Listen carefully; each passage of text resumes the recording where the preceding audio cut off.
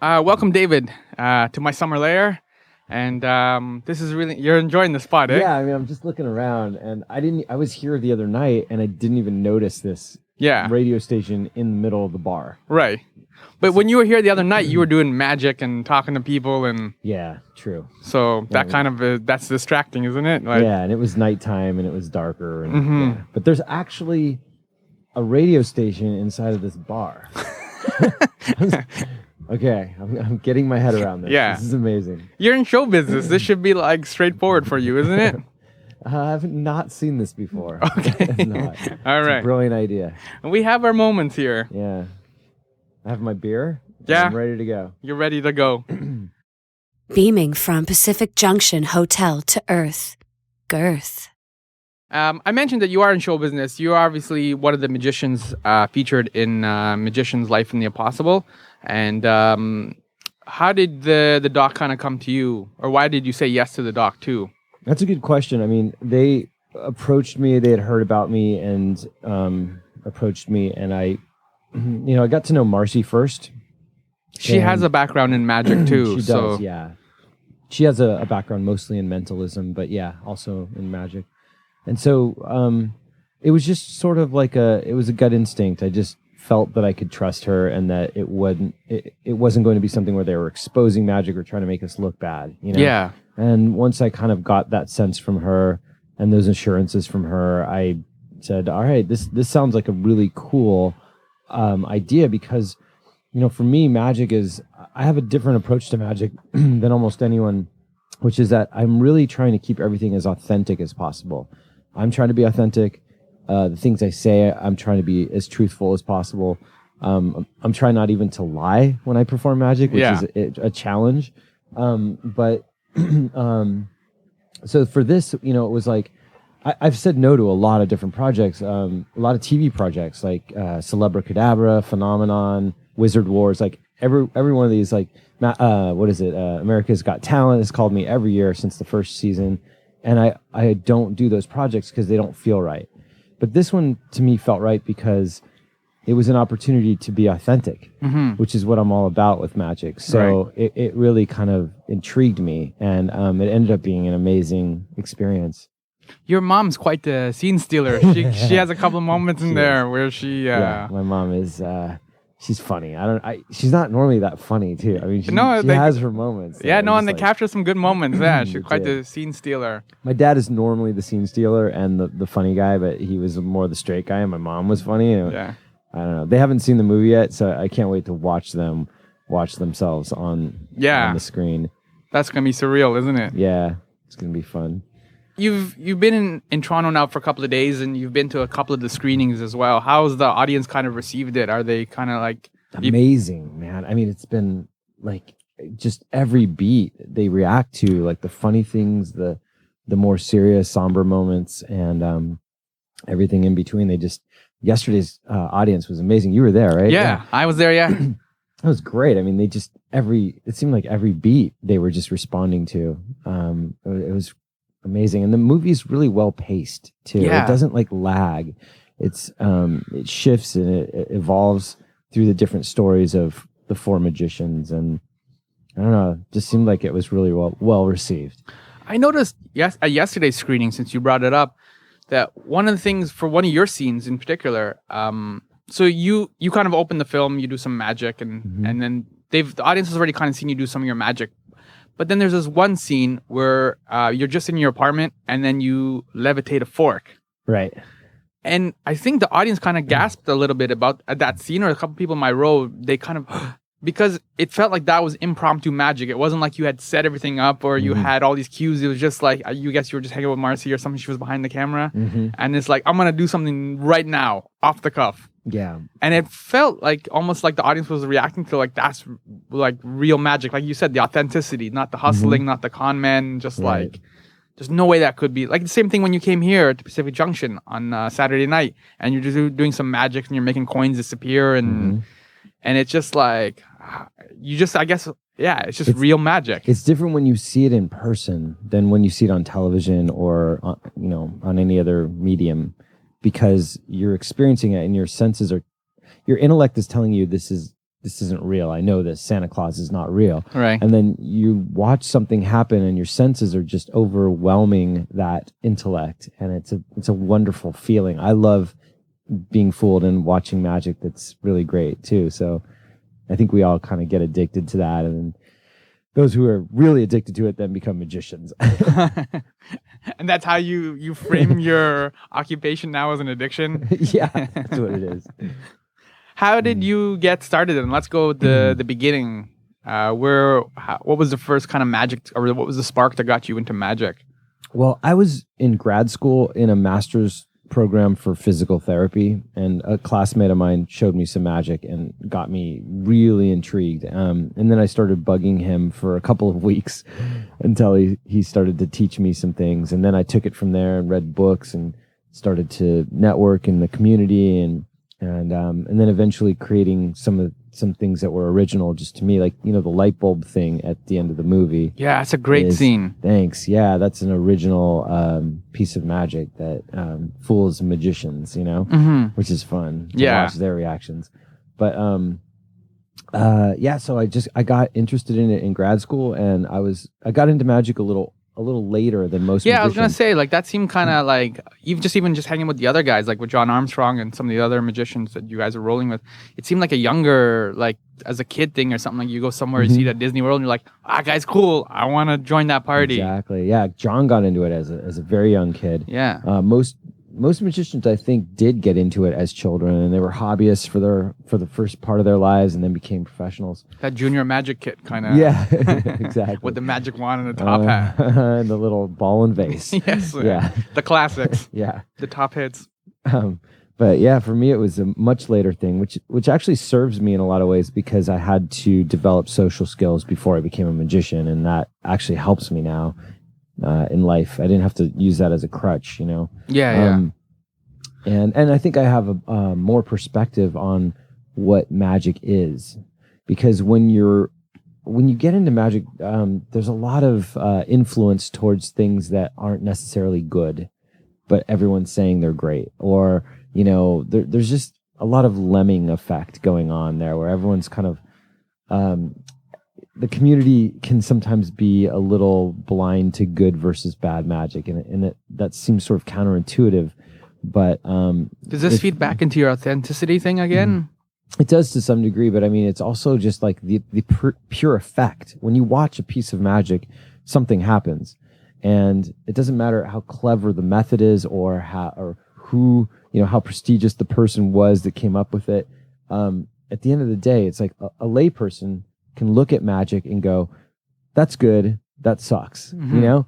And it seems like magicians have trouble with that once they get influenced by the community in certain ways. And so for me, getting into it later was like, I preserved those eyes, you know, like I can see magic in a way where it's like, I can make a really split-second decision on whether something's good or bad, and then do I want to perform this, or do I want to change that, or whatever. And that's your gut again.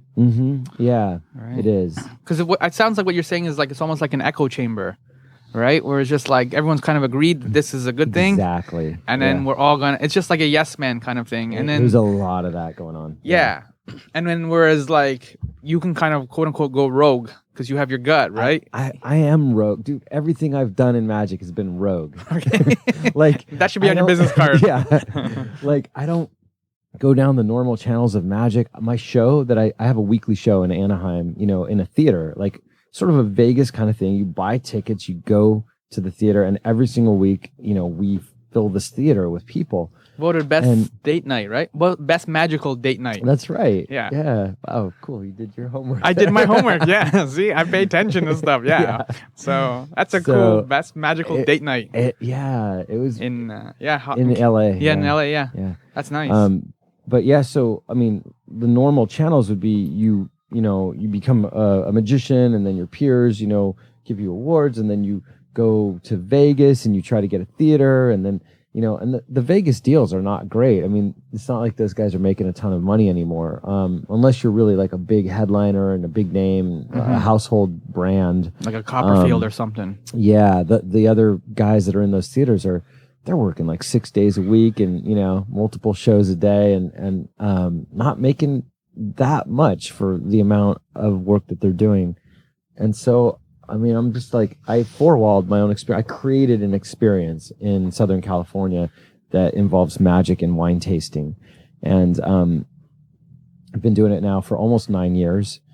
And I just did it, you know? It was like, it wasn't, somebody didn't call me and say, hey, we have this job for you. I had to create it. And in magic, I'm like the guy on the sidelines who's just sort of watching everything real quietly and then just doing my thing, you know? And you're the ninja. Very much outside of the mainstream of how things normally go in magic. Mm-hmm. Yeah.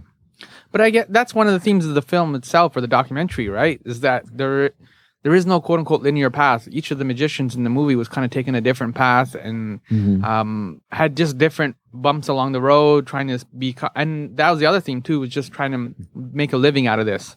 Yeah. And trying to establish your name, your brand, but do it so you can pay rent and eat 3 meals a day. Yeah, exactly. Yeah, I mean, it's not a secure thing when you get into magic. It's not like that 9 to 5, you know, solid paycheck with a gold watch at the end of 40 years or whatever. I mean, it's definitely a hustle, and it is also something where if you're good, that's not good enough. You have to also be business savvy and get out there and make things happen on that side as well, if you want to really truly pay your rent with it, you know. Or better yet, like, how about thrive and like actually make real money at it? Yeah. So there's all that. I mean, it's sort of an entrepreneur kind of a thing. Everyone's running their own brand and their own business as a magician who's a professional. Well, I mean, even for the layperson, they know there's a difference between like Chris Angel and like David Copperfield, right? So they can kind of, it's still like they're still doing the same things where like swords and flames and stuff like that, but they can tell the difference. You know what I mean? So you, as a person who's not into magic, when you look at Copperfield and Chris Angel, what is your perception?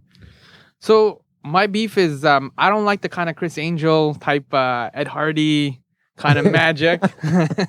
That tattoo, the hipstery, like I'm not a big fan of that stuff.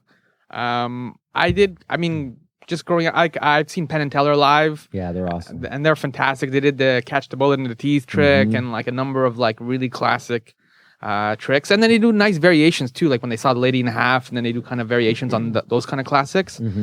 So I like that because they're blending like the old tradition with like new new layers and understanding perception and things like that. Yeah, that's a lot more fun.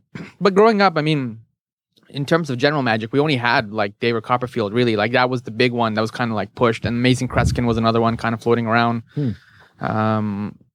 And then you'd see like Brian Gillis, who was one of the magicians, and you'd see him sometimes pop up on Carson. And some of those like the late night acts would have magicians and stuff like that, which they don't have anymore, which is surprising, considering how zany Conan is and Fallon is and stuff like that. Yeah, late night's kind of hard because it's the host has to kind of keep a certain amount of control over whatever's happening, and then also add a certain amount of humor into things so they can kind of really mess a lot of magicians up in that way.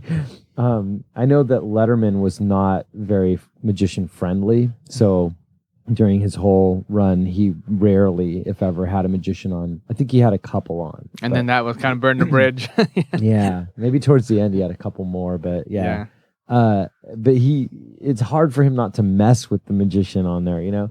So I don't know what it is about all that, but I know that Craig Ferguson is pretty magician friendly. Like there's been Magic Week on Craig Ferguson's show, and it was huge. Like people tuned in for it, you know. But you've done quite a bit of television. I've done two series where I was casted on. You know, one was MTV's Room 401, where it started as a magic show, and then halfway through, they were like, well, we really are going more for like the scare here, you know? So it was a hidden camera show, and it was called Tricked originally, produced by Ashton Kutcher. And then very quickly in that project, they sort of decided, well, we don't really want all this beautiful magic stuff that you guys are, you know, we want arms falling off and like blood. Yeah. So we kind of shifted it all. But, one of the things that came out of that was a cool piece that I did where we were like in a crime scene cleanup, you know, and this company comes in to clean up the crime scene, The kid didn't know he was on hidden camera, and we basically like created. There was a dead body on a gurney, and we created a ghost that came out of the body. What? Yeah, it's I think it's somewhere on my website too. There might be some video on there. DavidMinkin.com. So if you want to check it out, it's a cool piece, and it's hidden camera. So the kid literally is like freaking out that he is seeing a soul rise out of a body at a dead, crime scene murder. So that was fun. But the rest of that project was kind of maybe a little disappointing in the sense that we had all this really awesome magic planned and we couldn't do it. Yeah. Or they brought in stunt guys and shot it, And we man, were like, what a rip. You already shot that? It was like, oh man. But then Travel Channel was really cool. Magic Outlaws, that series, we actually got to do what we wanted to do, which was to perform magic on television for people that were just walking by, on the street and stuff. And it was cruising amazing. around in a convertible. Yeah, it was a fun one. And some of those pieces came out really well. I'll post something on Twitter if you want, and I'll put a couple links up there if your listeners want to check out some of the video for sure. from that. That'd be cool. Yeah, David Minkin is the Twitter account. So. And in terms of like performing magic on TV, is there kind of something a little bit more different? You kind of touched a little bit about this in terms of like the audience perception. Is there a difference in the way that you shoot magic on TV or the way that they perceive it? Or there's more scrutiny when you perform something on television. It's the opposite of what people think. Like they think, oh, it's on television, so it must just be camera tricks, and that's easier. Okay, but no, it's I mean, for some magicians they cheat it, but our thing with Travel Channel is we had some basic ground rules. Like at least I did for myself on that series was I didn't want to have the camera or the process of television be the method by which the magic was accomplished. There was no way that was going to happen. The other thing was I didn't want anyone in a shot who was in on it and reacting. You know what I mean? Yeah. Because that's happened with one magician on television. I won't name names, but there's one. All right. And so I wanted it to be, if someone's reacting on television, it has to be organic reactions. The people in the shots have to be real people walking down the street, and that's what we went forward with. And we got some really cool stuff that came out of that series for Magic Outlaws. So yeah, I'll put some video links up. Yeah, we'll do that. Like one of them is a continuous shot. So that's one way that you can establish that the medium is not being cheated by having it be a continuous shot from beginning to end. And in one case, we had to do it that way. Otherwise, it would have totally been assumed that we did something with the edit, Yeah. So there's that. The other thing is like you have to be careful that certain things don't break frame. Because if something goes out of frame for a second, people will just be, oh, that's where it happened. Like you have to be really careful, and you have to plan things in advance and make sure that the fairness of everything is really demonstrated with television. Otherwise, people will naturally assume that it's not. Yeah. No matter how hard you're working and no matter how magical it is for the people there, you have to make sure the home audience can also experience it that way. The spectacle and wonder. Yeah. It's hard. It is hard. That does sound like a lot of work. In terms of then, you saying you wanted like real people or people off the street when you're doing that kind of and even today on the weekend when you're doing stuff in the bar here, you're just obviously like just random people. Like you just first time in Toronto, so you just wandered into the bar and now you're doing magic. How are you? I know this might be a difficult question to answer properly, but like, how are you're reading people different than most people read people? Is that a fair way to say it? Like you're looking for certain cues or certain kind of in terms of approaching them. Yeah, like to know. Yeah, for sure. Yeah, I actually lectured on this to magicians about how to open up strangers to magic. Yeah, that's what I'm getting at. It's a little bit intimidating, even after you've done it 5,000 times. When you go to that first person in the bar and you don't know anybody in a situation, it still gives you a little twinge, But it's always fun because by the end of the night, you've won it over one way or the other. You've won over that place, you know? And one little thing, I mean, as far as approaching strangers that I had discovered that's really like weird and nuanced is when you walk up to people if you walk up to strangers and you approach them and you arrive and then you say, "Hi, I'm David," blah blah blah. You start your sentence. They're already kind of like, what's going on here, right? So what I do is I start my sentence like 10 feet away, loudly towards them as I'm walking up, and it totally changes the dynamic for some reason, because it allows them to kind of have a couple seconds to adjust to the fact that I'm approaching. Oh, I see. And then it also, I'm a little louder, so it's just a little more confidence that's projected, and not in a loud, obnoxious way, but just like they're a few feet away. I have to be louder, Yeah. And I don't know, it just works better. It's a weird thing, but it works so much better if you start your sentence 10 feet away from walking up to people. Does that kind of I'm going to use the word psychology because I'm not sure what else to call it, but does that kind of psychology, does that help you? You talked about how magic is also like a business and an entrepreneurship. Does that kind of help you? Does that psychology kind of inform you in how you do your deals and how you talk to people and how you, like, outside of magic? So when you're like booking theaters or talking to an agent or something like that? Yeah, I mean, to the degree that you have to sometimes fake confidence, I mean, you can't go out on stage and be less than confident, even if you're not feeling it. And the same goes in business too, where you just have to like be confident. I mean, it's one of those things that you have to do in life, I guess. But as far as the reading of people, I guess it applies a little bit to that. Yeah. I mean, the mentalism stuff is a whole other thing. Yeah. That's a whole other thing. That stuff we Correct. were doing with mind reading and like that's what I was meaning more. That's why I art. said more like the psychology, kind of like, you know what I mean? Kind of better reading people and kind of picking up those cues.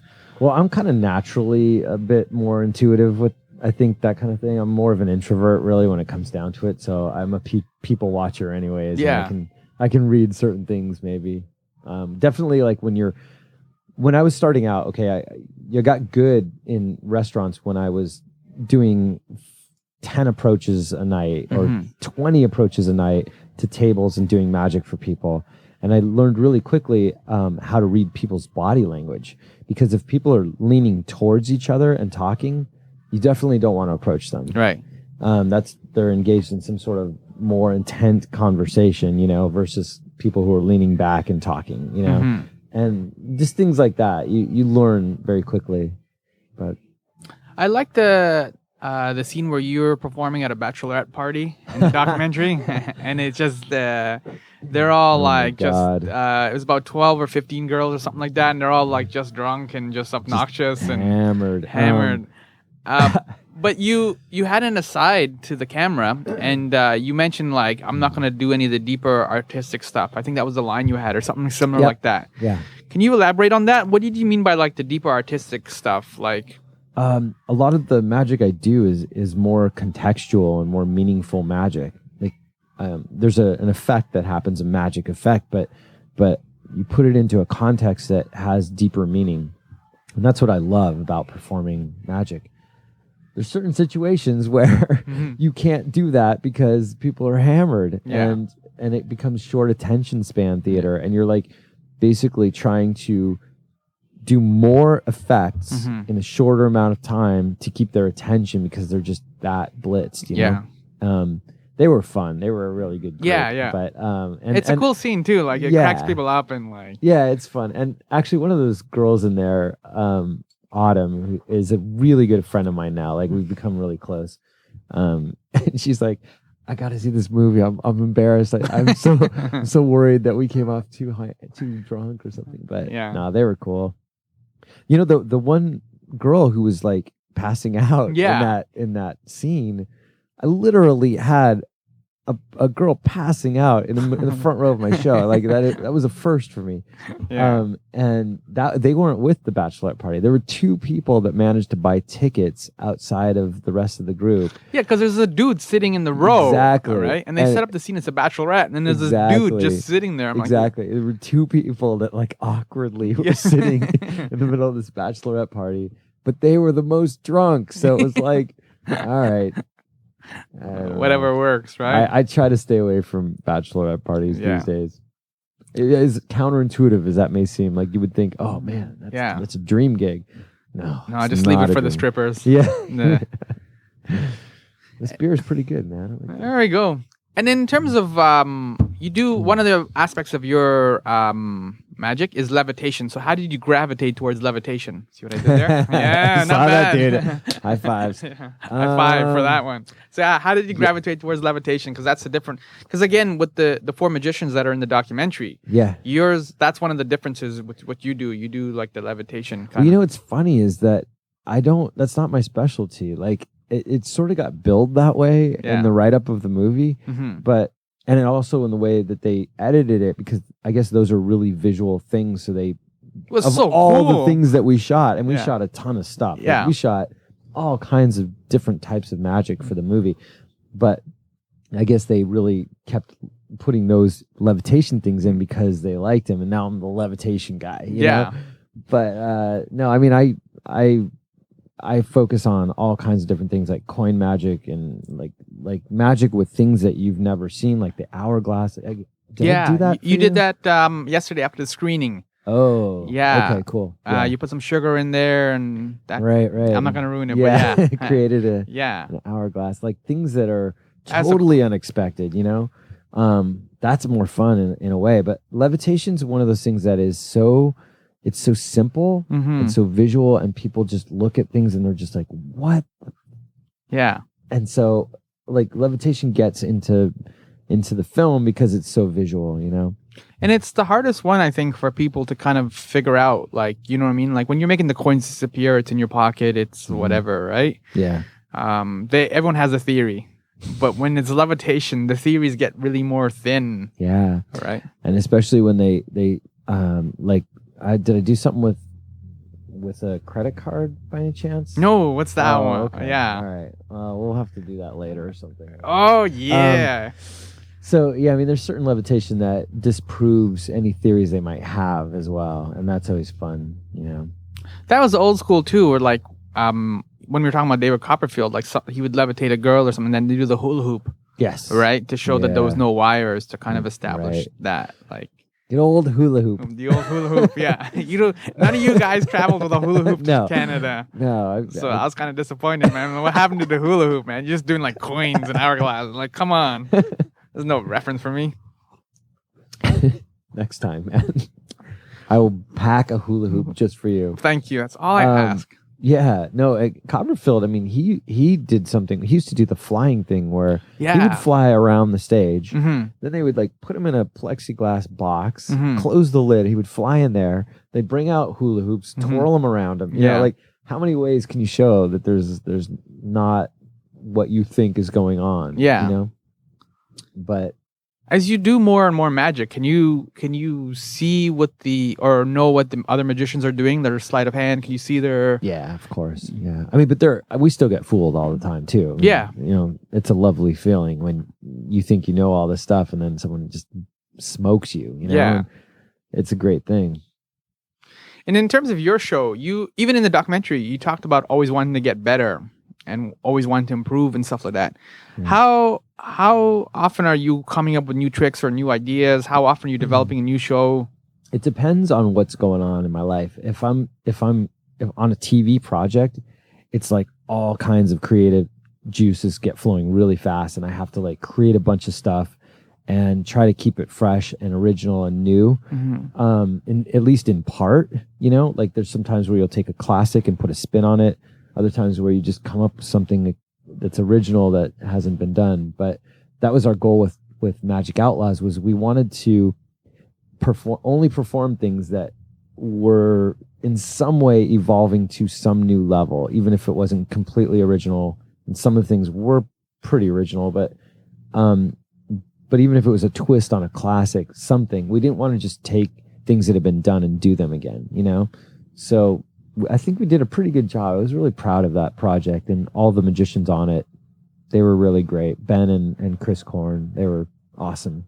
In the documentary too, there's a scene where you're visiting your mom, and then you're talking to your agent, and you want to make sure that Magic Outlaws didn't like incorporate or you like that you the magic that you had developed over the number of years. I think you said 13.